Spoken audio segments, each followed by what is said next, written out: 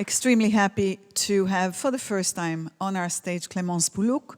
She is professor of Israel and Jewish studies at Columbia University and an author of 10 books. Aris Fioretos doesn't need much introduction. He is a distinguished author and translator.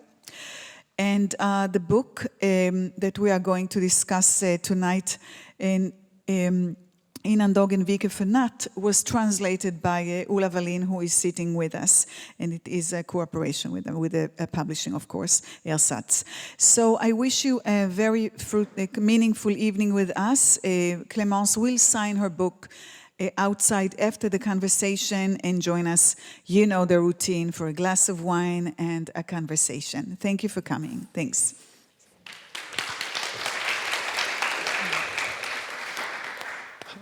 Ja, tack så mycket. God kväll, mina damer och herrar, också från mig. Vi ska strax prata engelska, men jag tänkte säga några ord på svenska om kvällens gäst. Och vi kommer överens att jag gör det på svenska så att jag inte generar henne med alla lovord. Med de här stolarna är det ingen risk att man kommer somna, tror jag. Clémence Boulouque. I'm laughing at all the jokes already. Clémence Boulouque, född 1977 i Paris till marockansk-judiska och askenazi-föräldrar, utbildad vid Institut des études politique där, men hon gick vidare och doktorerade på NYU 2014 och haft en del postdocs innan hon blev, som Lizzie nämnde, professor vid Columbia i Israel and Jewish Studies. Hon har gett ut en rad böcker, så många att man nästan kan misstänka att det är fler än en bok per år sedan hon debuterade 2004 med sin första skönlitterära bok som hette Modern silence, döden, en tystnadsdöd, och som handlar om någonting självupplevt, nämligen hennes far som var domare i de mål som fördes efter attentaten i Paris 1986, styrda utav iranska krafter. Han tog sitt liv, och denna bok handlar om denna tid i hennes och familjens liv. Efter detta så har till idag i alla fall 7 romaner och berättelser, det som man på franska kallar för récit, kommit ut. Hon har givit ut intervjuböcker, bland annat med Amos Oz och Daniel Boyarin, en god vän, judisk mystikspecialist. Och hon har, som jag redan antytt, en omfattande akademisk verksamhet som vi inte ska försjunka i kväll, annat än möjligen undantagsvis. Den bok som vi kommer att diskutera idag och som Ola har översatt så fint, Innan, dagen, viker, från, natt, kom ut på franska hos Robert Laffont förra året till många applåder.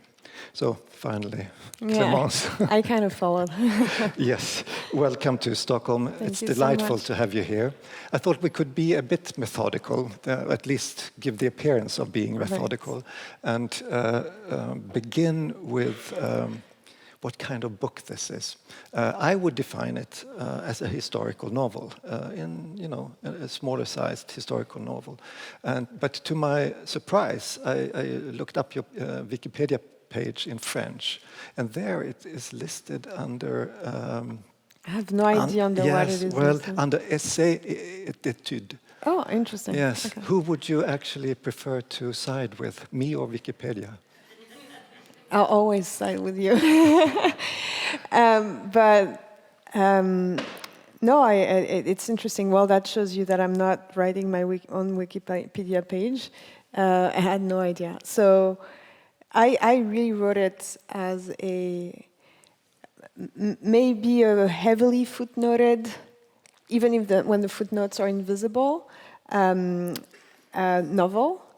But in order for the imagination to maybe take flight, I thought it was important for me to be as faithful as possible to the people who were part of that conversation that day and to the time in which they were living. So I researched like a maniac, like really trying to make sure that every detail that I could, get to, I'd get as right as possible. And then, I don't know exactly if Anna served this kind of cookies that day, but the rest is as close to what transpired from that conversation, what the time was about. So I looked at newspaper. So the newspaper that Freud is reading that day is exactly the headline of the newspaper.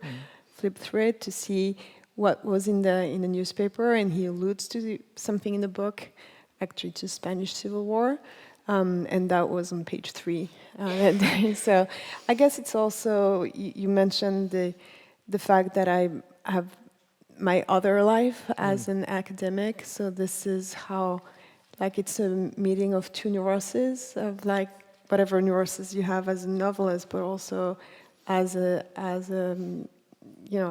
maybe as someone who does research extensively. I wanted to make sure that this is accurate. Well, for those of you who haven't read the book yet, I'm sure you will have many readers after tonight.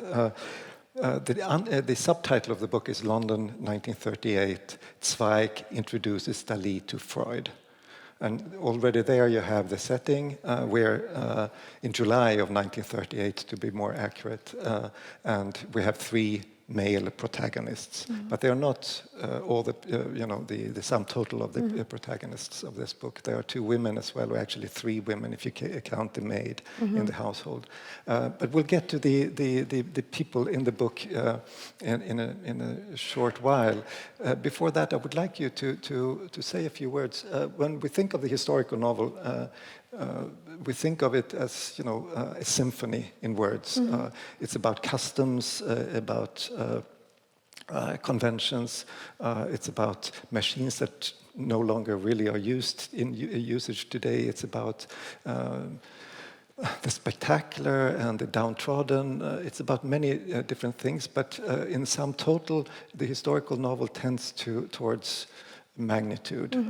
And when I read your book, I had the impression, well, no, this is much wiser and much more sensitive. It's almost like it's chamber music in the form of literature, where the feelings and the affects and the psychic energies at play between these 5 people gathering this humid summer afternoon are just as stark and colliding as they would in a big, historical novel, but where discretion puts a damper, social conventions put a damper on people's acts and thoughts, and yet their outbursts, most notoriously by Dalí, but some of the others as well. And this sort of the attempt to encapsulate an entire culture almost gone by the time Freud arrives in 1938. It still lingers in his memory. And the lack of knowledge of what will happen is very powerful, and perhaps your chamber music brings the nuances better to the fore than would a big historical novel. Yeah, well, thanks you for this comment, but it felt to me that when I stumbled across the mention of this this meeting, it was first of all fabulous. I mean, you have 3 geniuses of the 20th century, plus Anna Freud, plus, and I'm very grateful that you're mentioning the maid and Gala, and actually those women were, helped those men to carry out their great works, but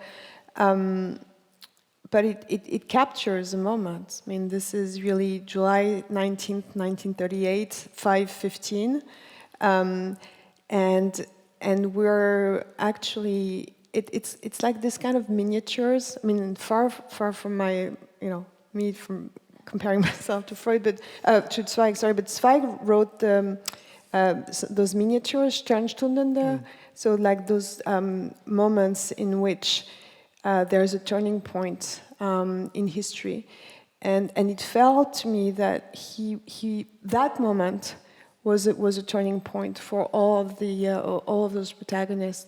It was a turning point also for Europe. I mean, 1938, Freud just arrived, literally a month before, after narrowly escaping the Nazis. Zweig is already a refugee. And this is right after the Evian conference, where all nations except for the Dominican Republic decided that they wouldn't take in Jewish refugees. So basically, it's over. I mean, now all it takes, we're like a few months away from Kristallnacht. And those two characters, Freud and Zweig, were very dear to me. I mean, like I've been reading Zweig since I'm 15.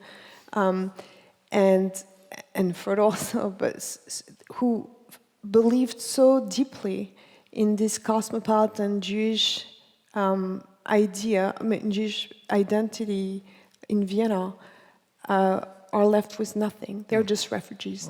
And Zweig would later on will be seen as an alien, right? So that's how. For instance, Jews and Nazis would be sent to camps in Britain during the war. So the novel starts with Zweig, walking down the street and hearing German spoken by a mom to her daughter, and in this moment where they realize that he understands, they speak German, and like they don't know if they're Nazis or Jewish refugees. So. This is a moment where we know that the horizon's darkened.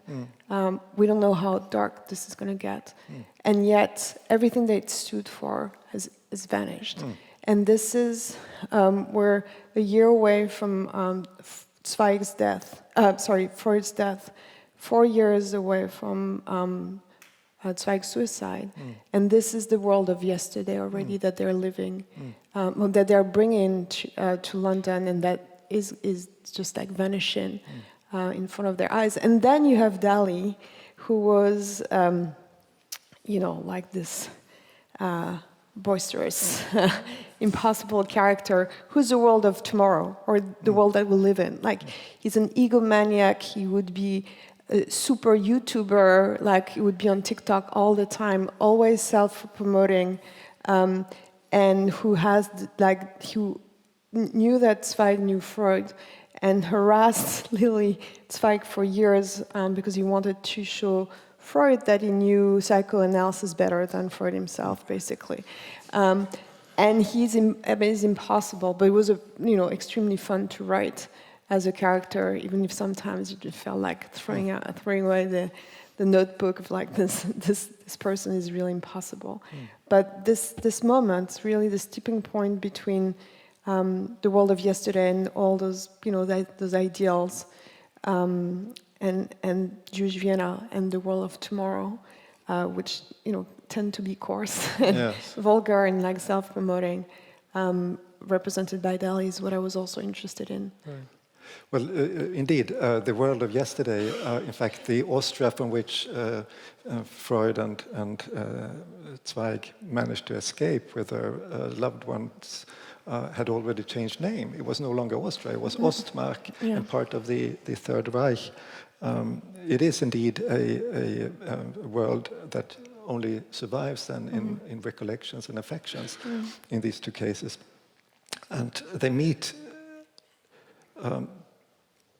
probably not necessarily out of their own volition. No. They have this mad Catalonian who absolutely, as you said, wants to prove to Freud that he knows psychoanalysis better than the discoverer of this so-called Jewish science.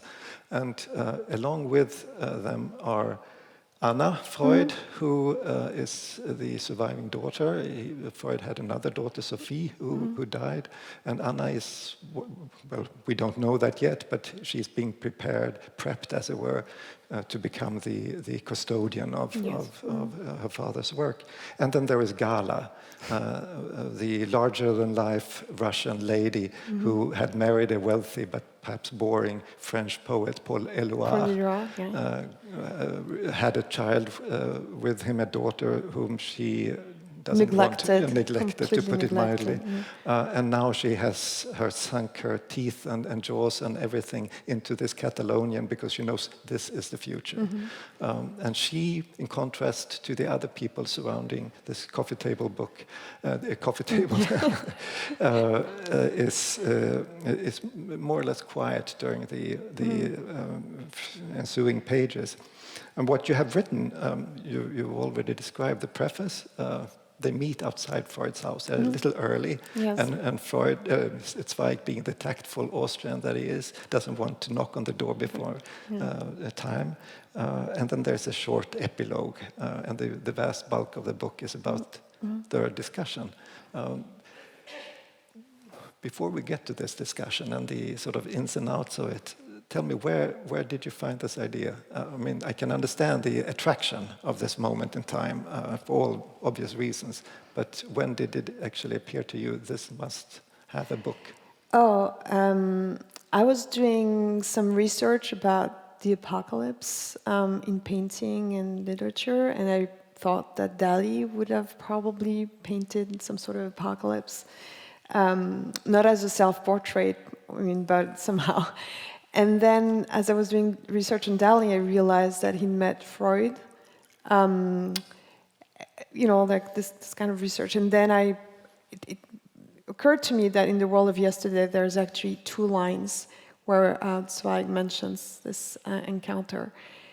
And I got extremely agitated. I was like, this is amazing. I mean, why hasn't anyone written about this before? And almost too good to be true, like the ideal dinner. And initially I thought it would be a good play maybe, but there is also so much that is unsaid in that during that hour that the characters needed the space of a novel actually. It was overwhelming, honestly, writing not just about 1, 2, but 3 giants, plus, again, Anna.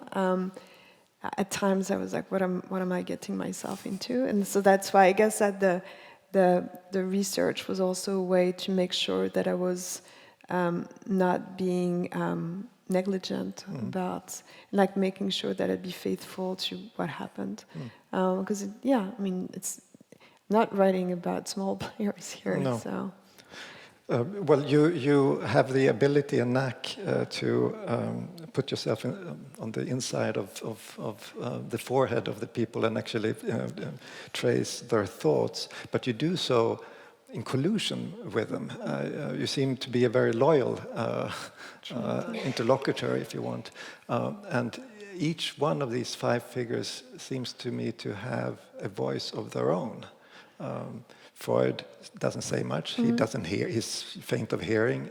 He has this monster in his mouth, which is the what do you call it? The apparatus that he needs in order to eat. He is about to die from cancer, and so he has difficulties actually producing words. So he doesn't say much. And then he has his daughter, who is her father's faithful custodian, and actually tries to divine what he is about to think and perhaps say before he actually does so, and protect him. Then you have the Zweig, who is infinitely sorry for any trespassing, and is so wishes he hadn't made it, because he's the one who made it happen, right? And sort of regrets having been such a good friend to Dalí.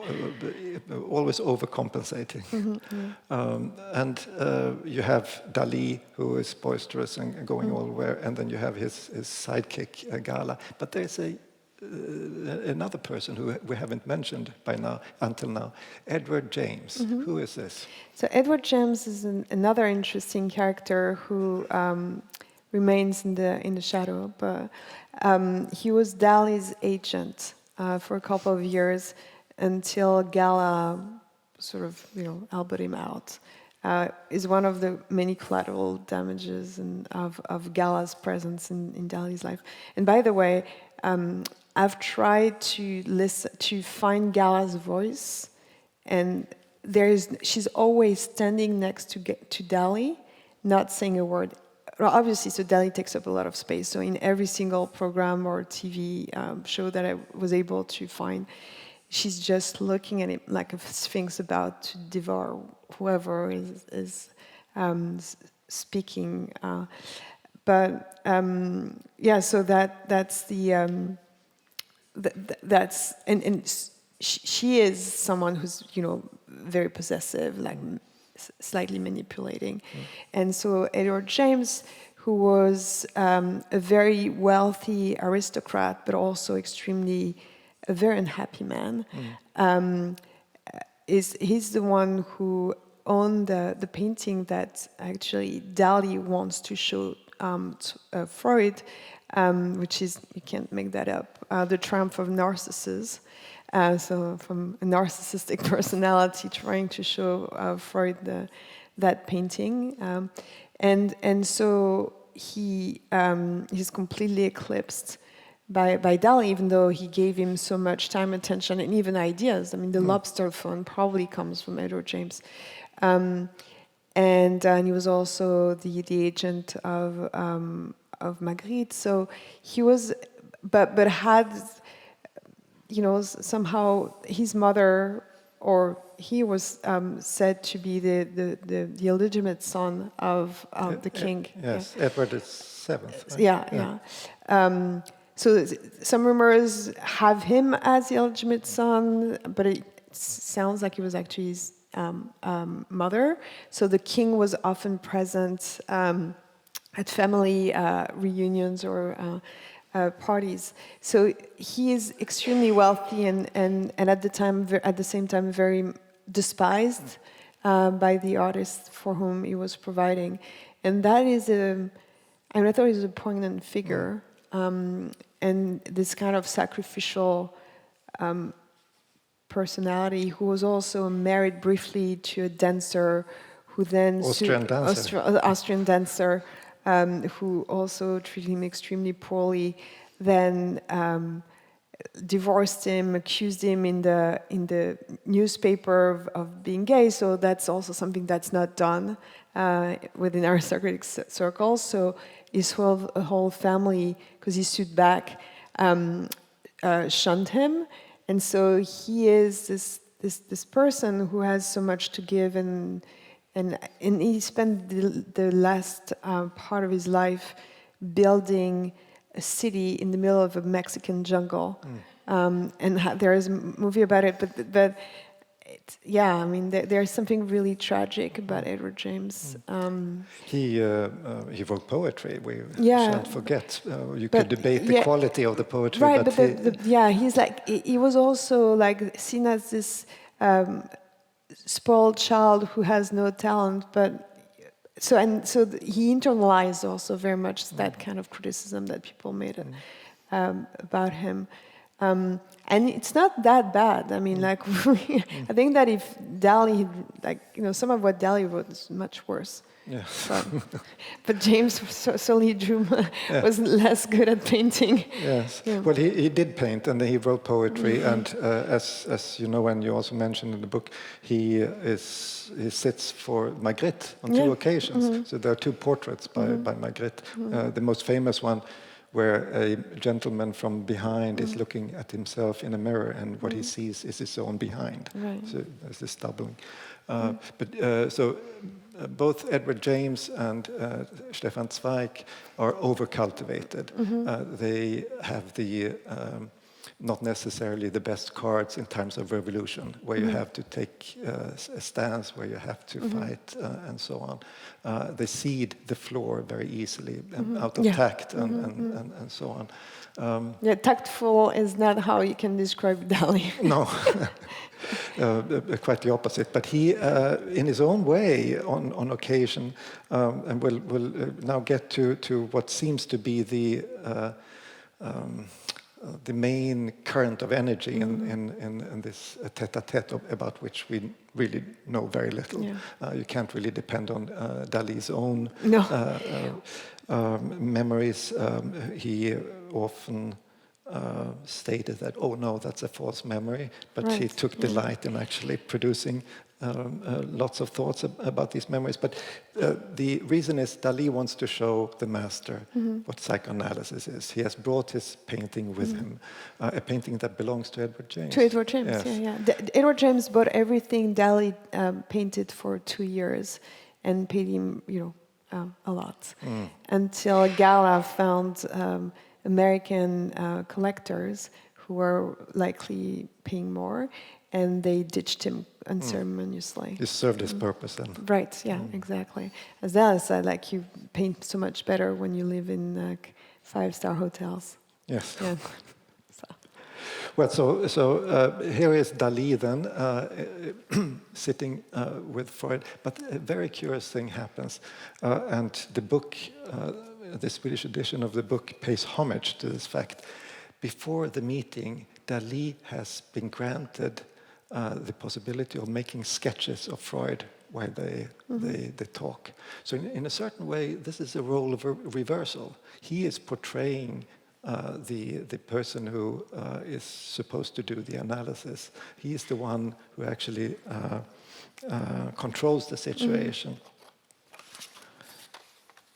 And on the inside of the cover, as befits a book that is also partly about that which is not shown easily and that which belongs to the subconscious, is an extract from one of these drawings. You can find most of the drawings today in Catalonia at the Fondation left by Gala and Salvador. So what does he do, Dalí, when he actually sketches Freud? What are these sketches of the master? So before I answer this question, I must say that Dalí was extremely disappointed with the way this meeting went.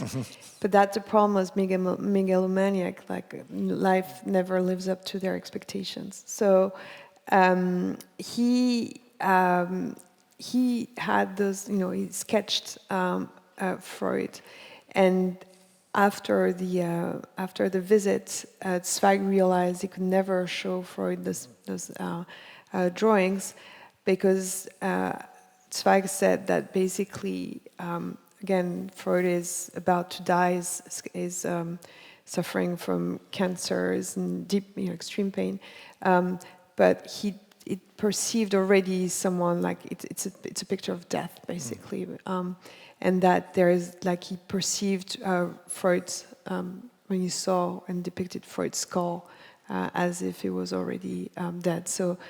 That's the outcome of this meeting, but Dalí had already sketched Freud just because he decided that Freud looked like, his contours looked like that of a snail.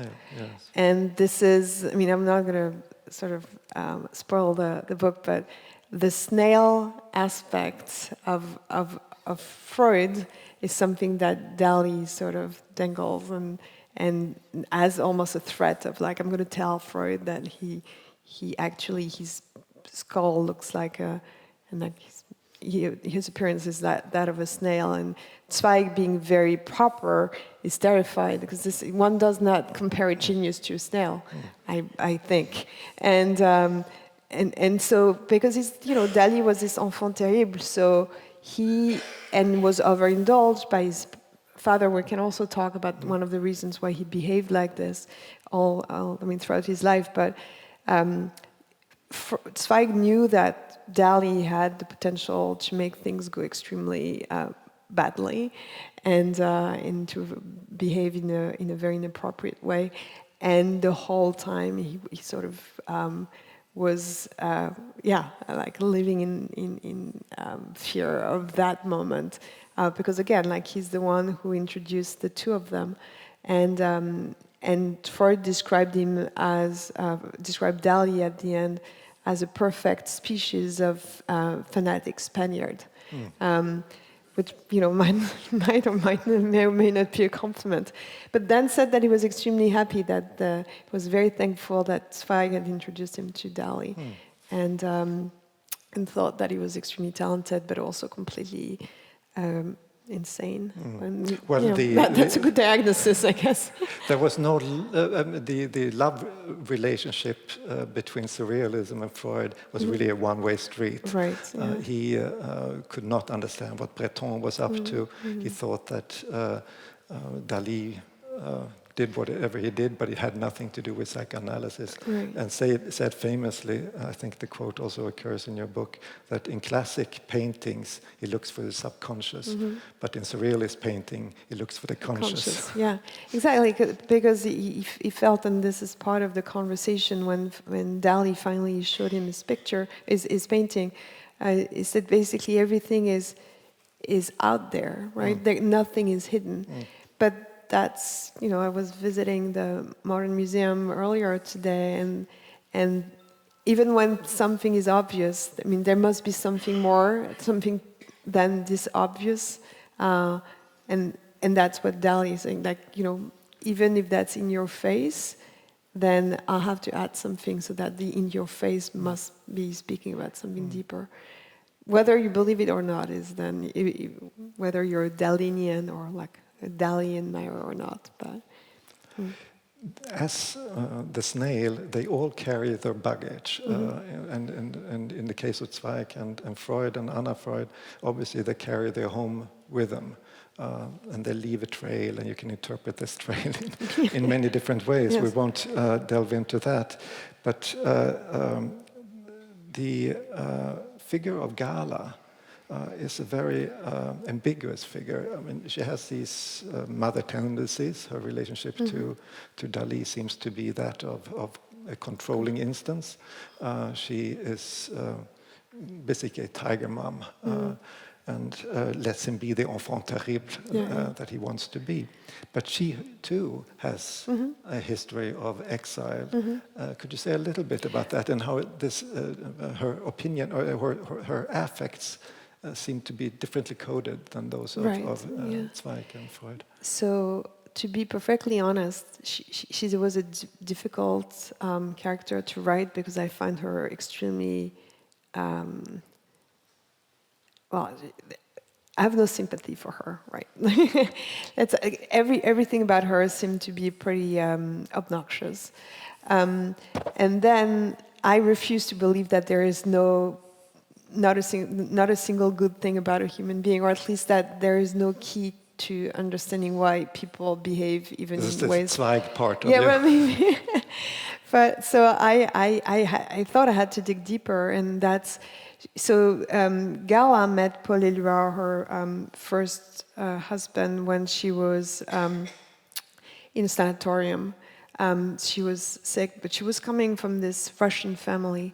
That was, there were upper middle class lawyers in Moscow, but in the high school in Moscow, she was with royalty and people from the aristocracy before the revolution. So she was seen as just a middle class kid and despised.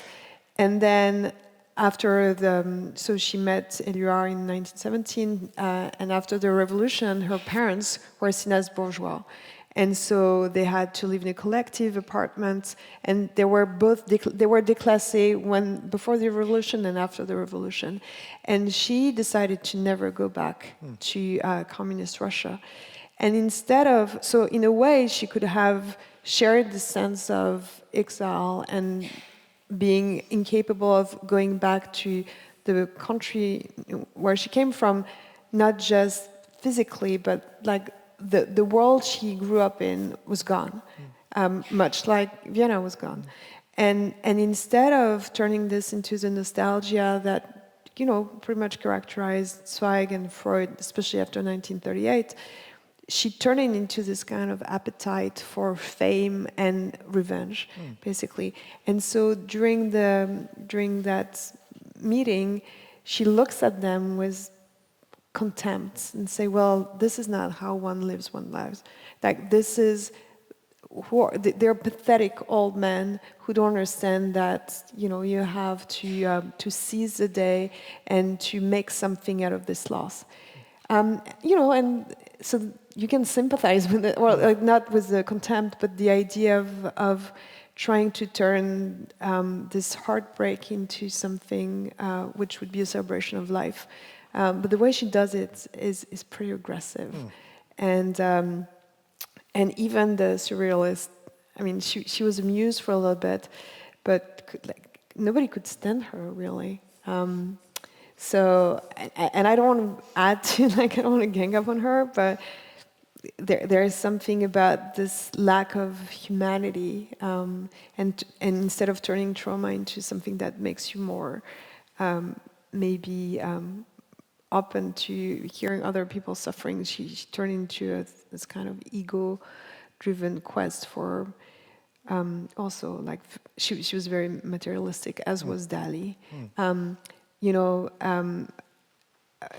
Soupeau, who was another surrealist. Philippe Soupeau. I couldn't put it in the book. It was very tempting, but it would have not, because he came up with this nickname for Dalí later in 1942, and the book ends in 1938, so I couldn't put it. It was very frustrating.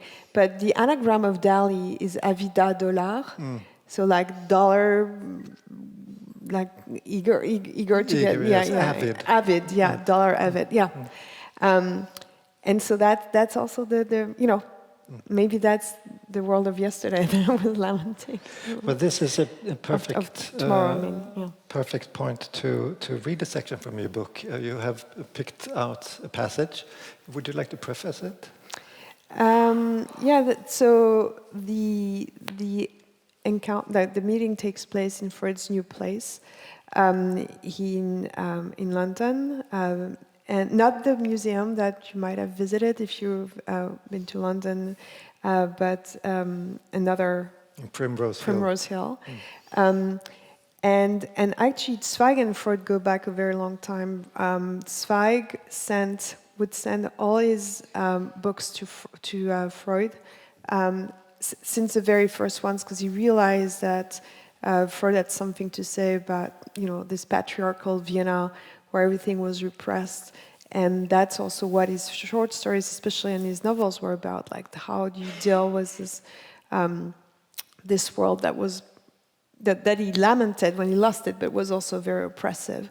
And so he was a Freudian, even though he was never in therapy, because I think, this is my guess, that he, like, being in therapy would probably have cured him from his own demons and would have probably not being conducive to writing, and so he also drew from his neurosis in order to write and to find this inspiration and drive. But so he would send everything to Freud, and they had this correspondence. And Freud, was closer to other Viennese writers, but really, cherished this admiration, honestly. And so he also visited, so Zweig visited Berggasse, which is the place in which psychoanalysis flourished. And that's a description of that world. Very good. This would be in Swedish. Några veckor före avresan från Wien hade Annas kollega August Eichhorn bett ägaren till en fotoateljé på Kärntnerstraße, Edmund Engelman, att ta bilder av deras hem för att bevara minnet av det och göra det till ett museum efter kriget, som visserligen var oundvikligt men som nazisterna till slut skulle förlora. Genom en blandning av optimism och fatalism vill han bevara ett avtryck av platserna där världens tänkande hade formats. Platserna där han hade talat med professor om sina arbeten kring ungdomens psykologi och kommit närmare den store mannens dotter. Fotografierna, det var vad han skulle ha kvar av Anna och en outtalad kärlek. En dag skulle Eichhorn erkänna den för sig själv. För sent. Under några långa timmar hade den unge Engelman förevigat minsta vrå av lägenheten. För att inte väcka Gestapos uppmärksamhet använde han inte någon blixt. Och det är på det viset, tomma och mörka, som rummen skulle gå till eftervärlden. Trots att de kort dessförinnan hade myllrat av liv där lamporna brann långt in på natten och familjen och analysandernas oroliga själar rörde sig. Om, och endast om, bilderna inte har förstörts. Engelman är jude och därmed utlämnad åt risken att förlora alla sina ägodelar och sitt liv. Genom Dalís språngvisa berättelser hittat Zweig åter vägen till sina egna pilgrimsfärder som inleddes 1908, kort efter att Freud flyttat in i lägenheten. Men istället för att åter uppfyllas av den där känslan av den tunga porten, ringklockan, det mörka trapphuset och första våningen, träpanelerna, Paula som öppnade dörren, hejdar sig minnena vid slaktarbutiken till vänster om ingången till nummer 19. Krönt av en skylt med triumferande bokstäver. Sig, kornmel. Namnet verkade som ett skämt. Sig betyder seger och kornmel majsmjöl. Seger åt majsmjölet och detta på en slaktarbutik. En kosher-slaktare som försökte ge sken av att vara bagare. I själva verket betydde detta sig, inte seger. Det var bara en förkortning av Sigmund.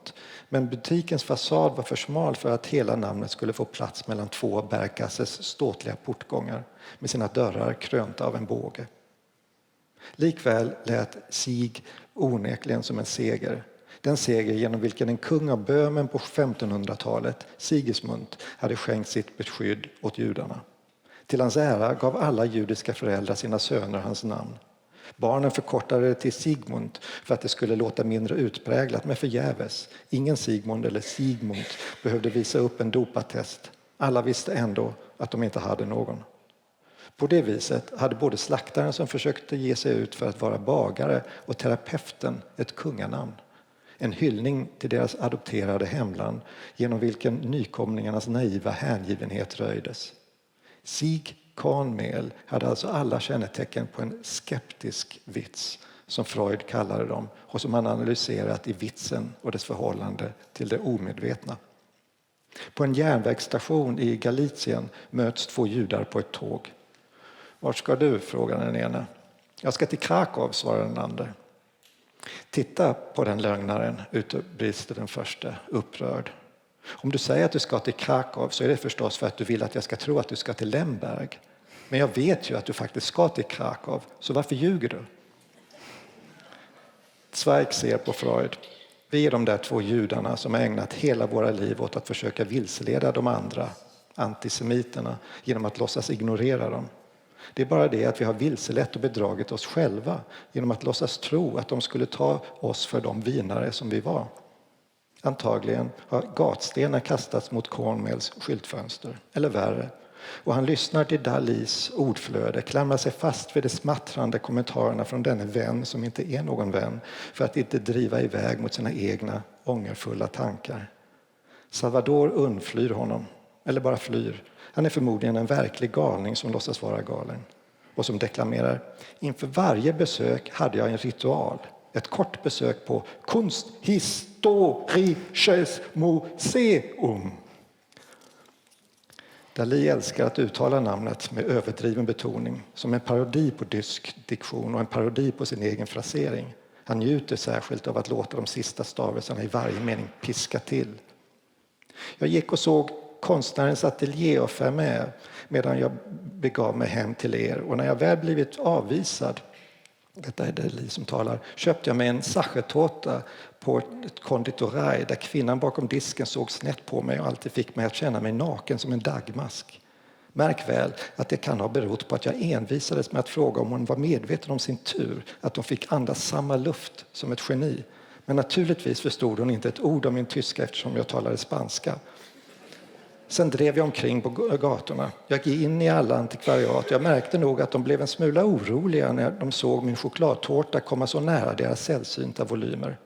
Framförallt föreställde jag mig på väg till hotell Sacher de samtal vi kunde haft, ni och jag. Jag fullbordade min lilla pilgrimsvandring tillbaka längs Salvatorgasse, min gata så att säga, och stannade till hos Perles på Seilergasse i vakt framför dess glasmontrar som stod där som små vaktkurar. Ibland tog jag vägen hem genom Kärntnerstraße. Ni hör hur fint jag uttalar det. För er professor skulle jag ha blivit tvåspråkig. Ja, till och med topograf över Wiens gator. Om Dalí bara visste hur hans skildring får våra hjärtan att snöras åt, tänkte Zweig. Han hoppas att Freud, till skillnad från honom själv, inte plötsligt hör sina egna fotsteg eka i ödsliga gator. Gatorna är alltid tomma när man vandrar dem i minnet. Kanske det är lika bra, eftersom nuet har fyllt dem med Hitlers anhängare. Dalí är förmodligen varken medveten om detta eller bryr sig. Han har just kastat ut sig de här namnen som apelsinskal. Han är inne i sitt eget lopp, i sin överdådighet och försöker smeta ner allt han vidrör. Här med sina chokladtårtor, ibland med andra befläckelser. Zweig måste redan ikväll skriva till professorn och be om ursäkt för det unga underbarnets framfart.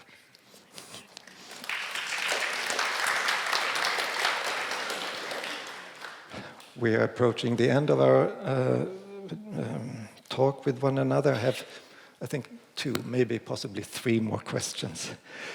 The book is full of tensions. There are polarities of various kinds. You have the old and the new. You have the there, or Vienna, if you wish, and the here, which is London. You have young and old. You have men and women, you have ambition and acquiescence, you have, what else have I written, social decorum and impropriety, action and reflection, self-obsession and altruism, Jews and Gentiles, you could go on. I thought about these contrasts and contradictions in the book and how you deal with them and how they enliven the discussion. At one point, one of them quips, well, this is not a group therapy, but it does have the character of a group therapy. Everyone is watching what the other says or what he or she does not say. They try to prevent one another from speaking, or they encourage one another to speak. There's a lot of fighting going on in silence. And in fact, speech and silence would be another such opposition. And it struck me that the one opposition that seems to me to generate the most energy is that between young and old.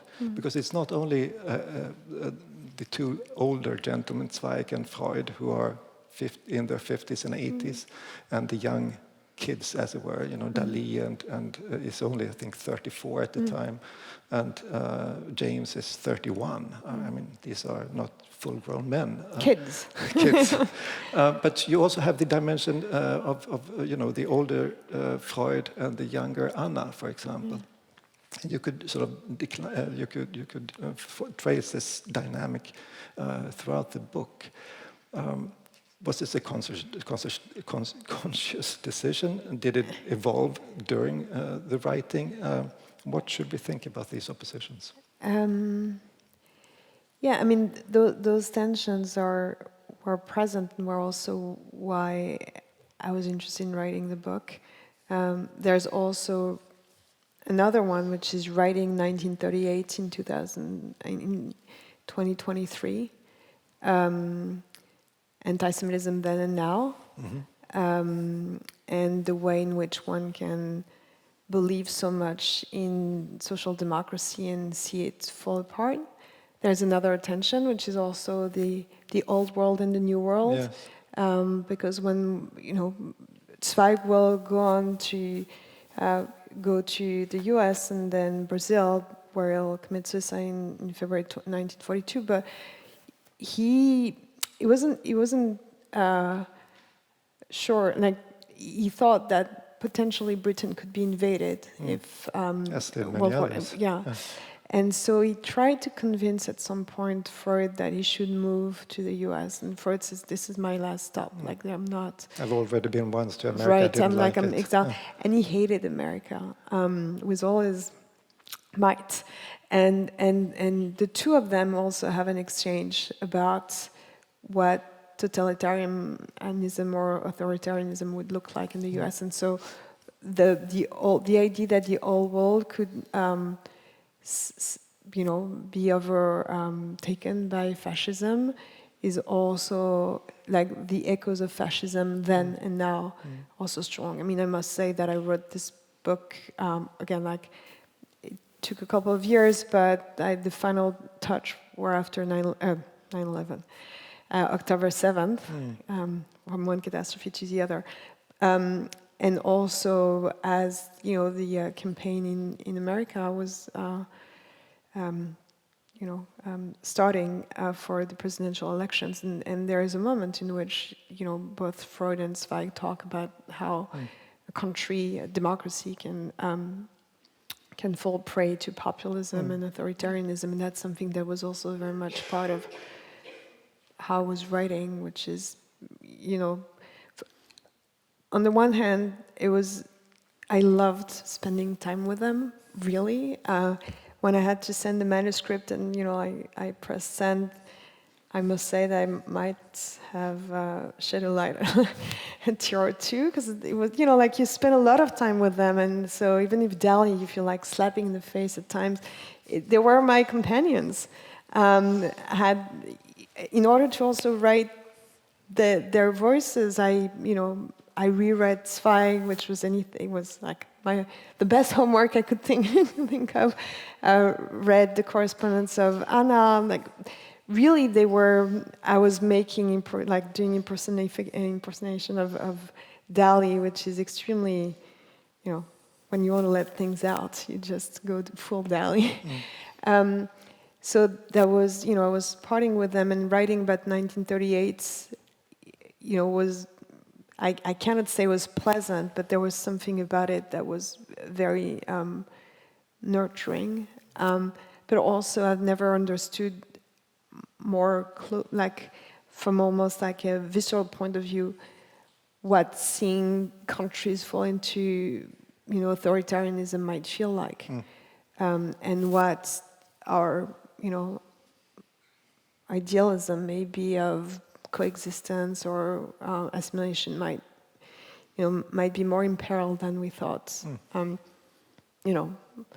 Coming from a generation, I like saying like that. I'm from a generation that where like the fight of racism and anti-Semitism were one and the same. Seeing all this, like unravel. I teach at Columbia, so on campus things were anything but peaceful. So I felt a deeper connection that I'd ever felt with them before. And again, I'm not saying that we're living 1938 again. Things are very different. History doesn't repeat itself. In the worst case scenario, it rhymes. But I felt this connection with them, and they're also just people I admire. So. Well, the title of the book, and now I'll surprise you with another question, and we shall depart with your answer. But the title of your book is, roughly translated into English, Sentiment of Twilight. And Sentiment of Twilight is a marvelous way of describing what you just mentioned. On the one hand, you have something that has passed. You have the yesterday, which is the day that preceded this twilight. And on the other hand, you have a tomorrow, possibly, or at least you have something that is not yet here, a future of one kind or another, but it's you're in the twilight zone, as it were. And this sort of evening hour, bleu in this case, I don't know if the Englishmen prefer to think of their tea hour as an heure bleu, but it's also one of these moments of transition where things are not clear in contour. Your book captures this absence of clarity and does not do the mistake of explaining things to us post factum, but leaves it there hanging in this twilight zone. So my question would be now to finish, what do you think that these protagonists would have said had they read your book? I know this is one question. That's a cruel question. Yes, six questions wrapped up in one. But I would like you to at least pick out one or two protagonists. What would they have said? Okay, Zweig was extremely generous. So even when he didn't like books, he was always. That's also something that I wanted to convey in the book. His sense of friendship and the generosity to a fault, and like maybe that sometimes overwhelmed him to the point where he couldn't fight his inner demons. He was extremely generous with everybody. So he would have said that, I don't know, like maybe even if he didn't like it so much, it would have been a nice compliment, I guess. Because again, it was that's who he was. And Dalí would have, I don't know, like put a mustache to the book. Gala would have stayed silent, as he, and I would have had, you know, if Anna wanted to have tea, I think would have things to talk about, and like, you know, and like this is kind of like a Freudian couch, like what you're asking me to do right now. So. Well, the monument in the middle, faint of hearing, wouldn't have heard the question. Right. Yeah. Yeah. Thank you so much, Clémence. You live up to your name and so much more. Thank you for coming tonight. Thank you so much.